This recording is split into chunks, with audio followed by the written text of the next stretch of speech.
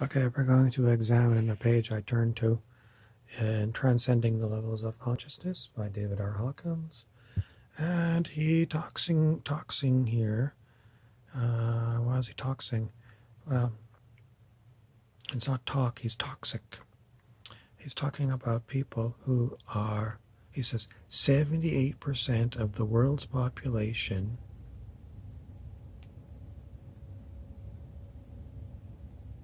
are addicted to negativity. 78% of humans are addicted to negativity. Well, and this book was published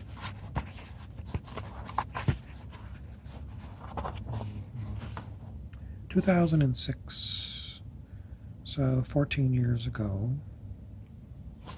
78% of the world's population won't let go of their negative behaviors and emotions because they get a lot of pleasure and satisfaction from these behaviors and addictions.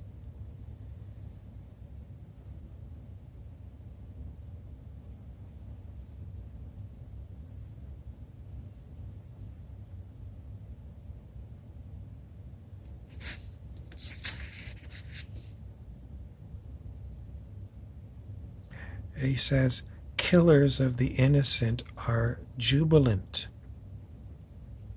And he says, people thinking that a prison term will deter criminality, it's not true, because criminals that go back to their criminal behavior start within a few days from release of prison because of their compulsion.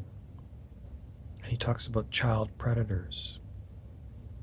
So should you have the death penalty?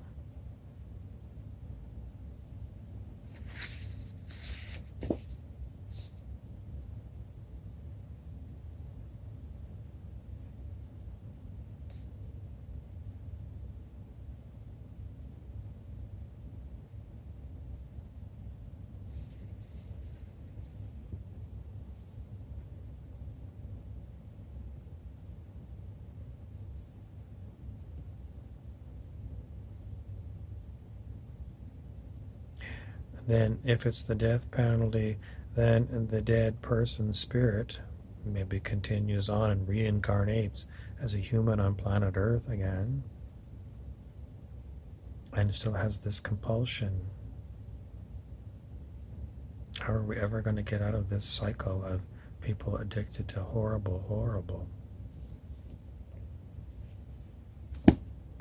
Maybe you need a separate reality and you don't want to incarnate on planet Earth again.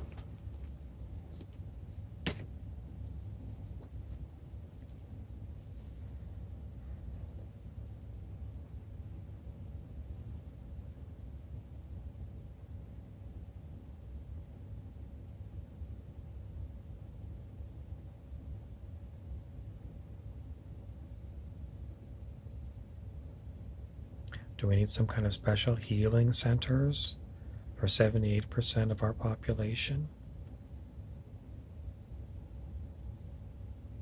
Are you horrified that 78% of the population are addicted to doing things that hurt other people?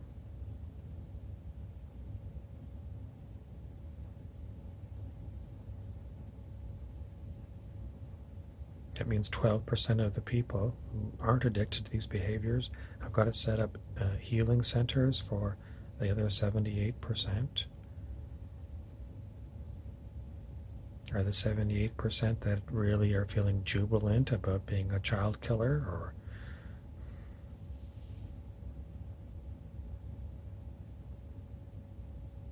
whatever it is they're addicted to that's a negativity? They don't want to give it up. It makes them happy. It gives them an emotional charge.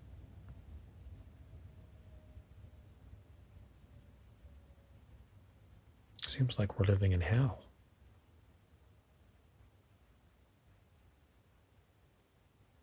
And how do you escape from hell? You raise your vibration, but everyone around you doesn't want to raise their vibration?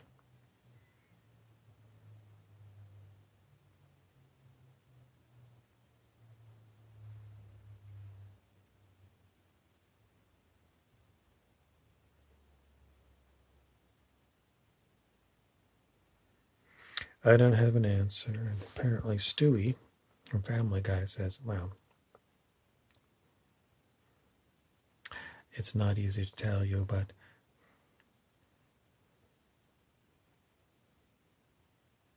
somebody else from the Peanut Gallery said something, and I don't want to repeat it because they're a very controlling person.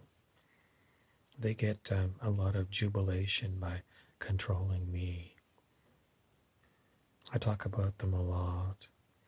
Never enough. They can never get enough. They always want to be the power behind the throne. They want to play God. And, I'm available for them to play with. Does that mean there is no real God? Oh, there are fakers.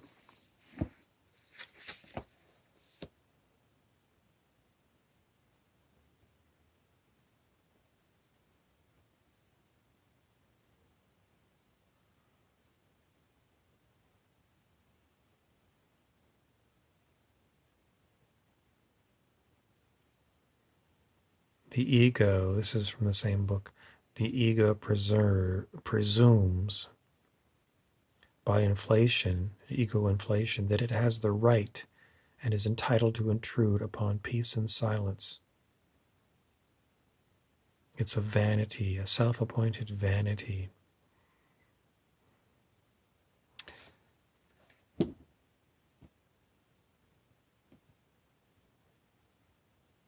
The solution to the question, what to do with 78% of the people who are toxic, escapes me.